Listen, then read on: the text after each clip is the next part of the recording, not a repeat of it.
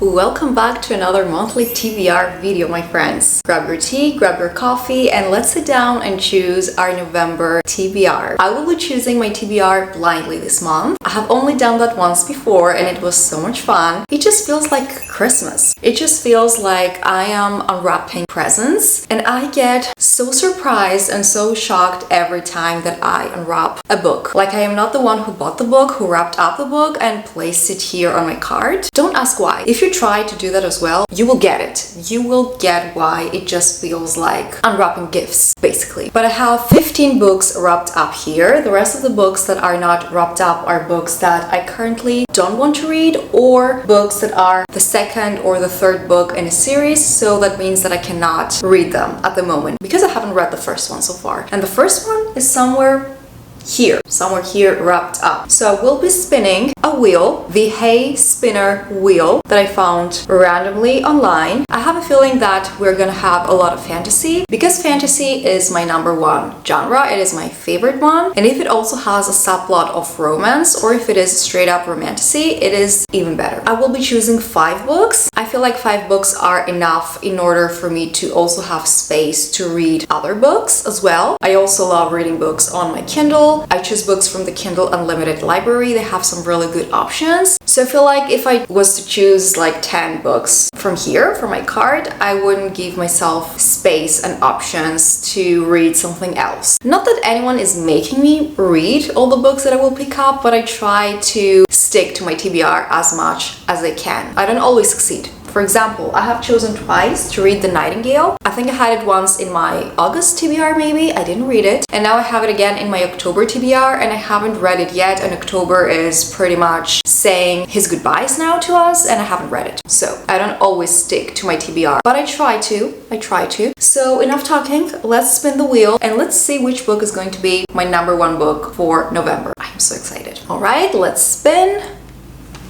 Does it have a sound? Let's see. It does have a sound. Number 5. Okay, number 5. It is a smaller book. So let's see which book it is. Also, don't mind the way that I am wrapping up the books. The way that I wrap up the books is super messy and weird, but I don't care. I'm the one who's going to unwrap them, so it is fine. It's not like they are gifts for someone. Let's see if I can understand which book it is just by touching it. I think because it is small, it is The 5 People We Meet in Heaven. It is, I was right, The 5 People You Meet in Heaven by Mitch Albom. This is a new book. I just received it like yesterday, 2 days before. I placed an order for a few books online because I was feeling like my card didn't have a lot of books. So I chose this book because the plot sounds really good. It sounds like the type of book that will make you think about your life, about the way that you are living, about your choices, and I love these type of books. So think Before the Coffee Gets Cold, think The Midnight Library, Welcome to the Gyeongnam-dong Bookshop. I love these type of books, and I'm not saying that these books are all the same or super similar, but I feel like they have that similarity when it comes to having strong messages in them. So let's read the synopsis. On his 83rd birthday, Eddie, a lonely war veteran, dies in a tragic accident trying to save a little girl from a falling cart. With his final breath, he feels 2 small hands in his and then nothing. He awakens in the afterlife where he learns that heaven is not a lush Garden of Eden, but a place where your earthly life is explained to you by 5 people who were in it. These people may have been loved ones or distant strangers, yet each of them changed your path forever. It sounds fantastic. It sounds straight up my alley, the type of book that I love reading. I feel like it's going to be a quick, easy read, but it's going to be very impactful and with very strong messages behind it. So this is my first choice. So let's spin again. Number 14. All right. So number 14. I try to be careful here because the last time that I chose my TBR blindly, I picked up the wrong book, the wrong number, but I'm not mad about it because I remember that I chose 6 of Crows and that was a 5-star read for me, so it was a pleasant accident, let's say. So number 14, it is this one right here. Let's unwrap this. I love how I said that this is going to be a TBR full of fantasy and the first book is not fantasy. Okay, I have no clue what this is. I wanted to read this book within November. Even if I was not going to choose it blindly here, I was going to read it anyways. Two Twisted Crowns. I cannot freaking wait. This is the second book in the Separate King duology. The first book is One Dark Window, and I ate that book up. I gave it 5 stars. It was fantastic. Such a unique plot, very gothic and dark. The magic system was something completely new to me. It has to do with cards, and each person who has this card has a magical power. It is just too good. I don't think that I can read the synopsis now because it might give out spoilers to the people who haven't read the first book, so I think that I shouldn't read the synopsis. But the whole premise of the book is that Elspeth, our main female character, has a nightmare, a creature in her mind who is talking to her, who is speaking to her, and he's able to provide her with power. She can just be stronger and powerful, but the more she uses the nightmare, his help, she's becoming weaker and he might devour her whole being, her whole brain. It is just such a magical and dark story. I highly recommend it. And I will be honest, I have really high hopes for Two Twisted Crowns. I cannot wait to start this. And this is just the perfect choice. Like I said, even if the spinner didn't choose this book, I would have chosen this anyways. I am thrilled. Okay, next number. Let's see. Number 2. All right. So we have number 2 here. And this has to be one of the books that have wrapped up the worst. What is this? Who is the lucky winner? Okay, I can feel some things on the cover. What is that? Is that a sticker? Oh no, this must be the prize. This is the front. I have no clue. Okay, it is finally the time. Once Upon a Broken Heart by Stephanie Garber. The amount of great words I have heard about this book, about Evangeline and Jack. Is it Jack or Zach? What's his name? I don't remember. Maybe he's the Prince of Hearts, but the amount of good words I have heard about this trilogy is insane. Don't come at me. I'm not gonna read Carvel.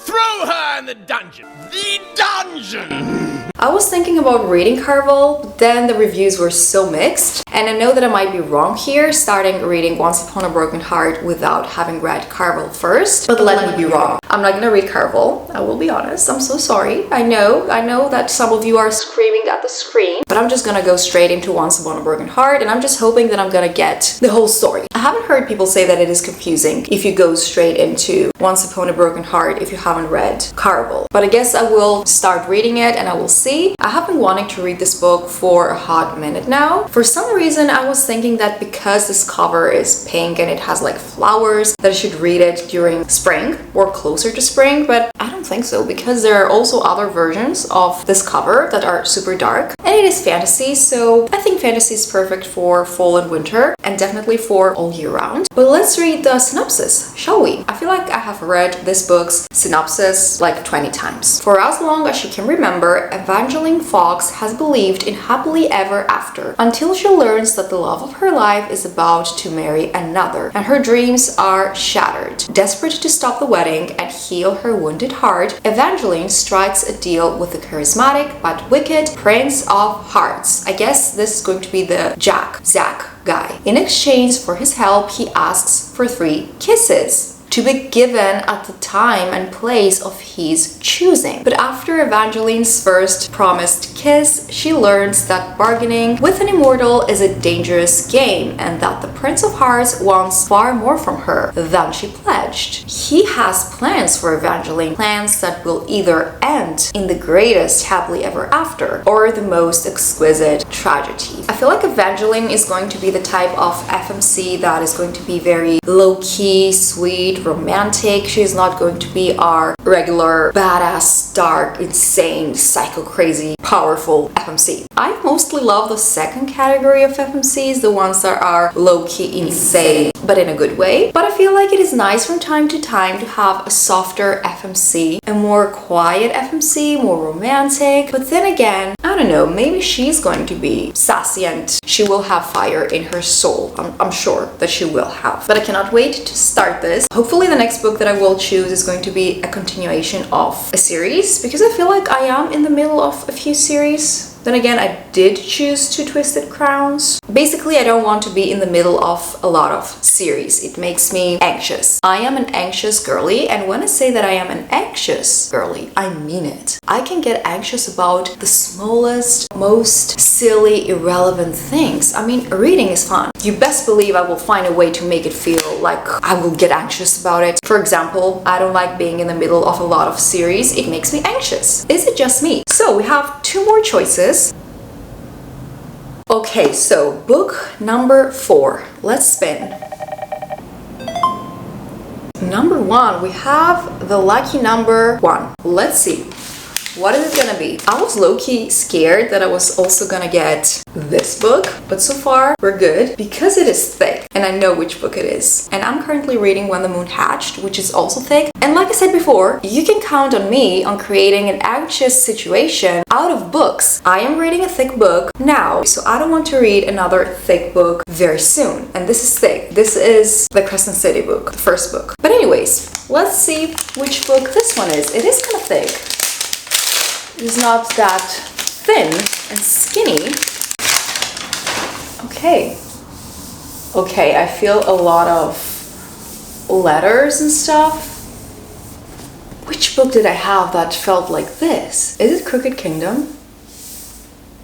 No, it's not Crooked Kingdom. It is The Invisible Life of Addie LaRue. Talk about a fall, winter, dark academia read. I'm so excited about this. And look at this gorgeous cover. The blue flowers, the gold letters. This is going to be my first book by V.E. Schwab. And I have heard really good things about this author, so I cannot wait to start this. So what is this book all about? So because the synopsis is very long, I will just give you the gist of it, if I remember it correctly. So our main character is Addie LaRue, and she has been given the opportunity to live forever, but she has to pay a price. The price is that every person that meets her will forget her. They cannot remember her. So she lives her life for many years, and it seems like at some point suddenly a person that she meets in a small bookshop in Manhattan remembers her. So we have a huge plot twist here. Somebody will end up remembering Addie. The Invisible Life of Addie LaRue is a dazzling adventure across centuries and continents, across history and art, about a young woman learning how far she will go to leave her mark on the world. It sounds really good, guys. It sounds really good. I have a feeling that I will enjoy this. And I feel like it's also going to be a really good book to read during the colder, darker days of November. So this is our 4th choice. And let's go ahead and spin for our last and final choice, the 5th book of this TBR.